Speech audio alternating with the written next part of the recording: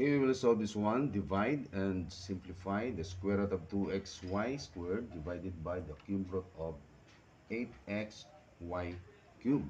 Okay, so ang gagawin natin dito, we have to change the radicals to the same order. Okay, so unahin natin to si square root of 2xy squared. So this is equal to uh, 2xy squared raised to the power of 1/2. Okay? Ngayon, uh, equals, baba natin konti ha. So, mag-multiply tayo dito ng 3 at saka dito sa denominator. So, 2xy squared raised to the power of 3 over 6. Kasi times 3 tayo equals 3 times 3 equals 6. So, equals, this is the 6 root of 2xy squared raised to the power of 3 or cube.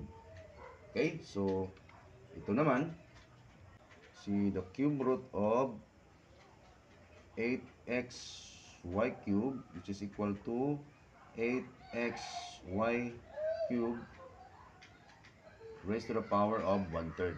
Okay, then ulit natin, baba kunti ha. So 8xy cube raised to the power of multiply natin to by 2. So this is 2 raised to the power of 2. Then 6. So therefore, the same order na ito. Kasi this is the 6th root. Ay, sorry. Okay na 6. The 6th root of 8xy cube raised to the power of 2. So the same order na sila, di ba? Ayusin na natin. So equals the 6th root of 2x y squared raised to the power of 3 over the 6th root of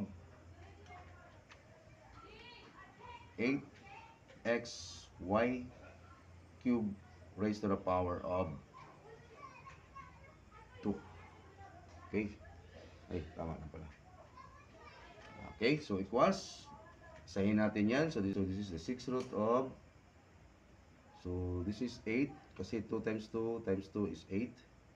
Then x raised to the power of 3. Then y raised to the power of 6. Okay? Over, this is 64. X squared y to the 6th power. Okay? Then, tuloy natin yan. So, this is equal 6. The 6th root of, divide natin to by 8. So, this is 1. Okay? So, x na lang. Kasi, divide natin to si x cubed, divide by x squared. So, x na lang naiwan. Then, cancel natin yung y to the 6th power. Divide y to the 6th power is 1. So, 1 na lang yung naiwan sa numerator. Sa denominator ay 8. Okay? Tuloy natin. So, this is the 6th root of x over 8.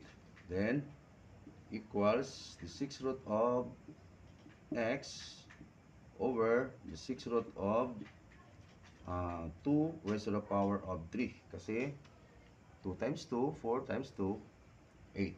Then, equals, we have to rationalize the denominator. So, the 6th root of x, multiply natin by, ito rin 6th root of 2 cube, multiply natin by the 6th root of 2 raised to the power of 3 over the 6th root of 2 raised to the power of 3. Okay? So, multiply natin to. So, this is the 6th root of 2 times 2 times 2. So, 8. So, this is 8x. Okay? Over the 6th root of, this is 8, diba? So, multiply din natin sa 8. So, this is 64. Okay? Equals the 6th root of 8x over the 6th root of 2 raised to the power of 6. Kasi simplify natin yan. Then equals 6 root of 8x over, cancel natin yung 6. So naiwan dito ay 2. So this is your final answer. So sa choices natin, letter C is the correct answer.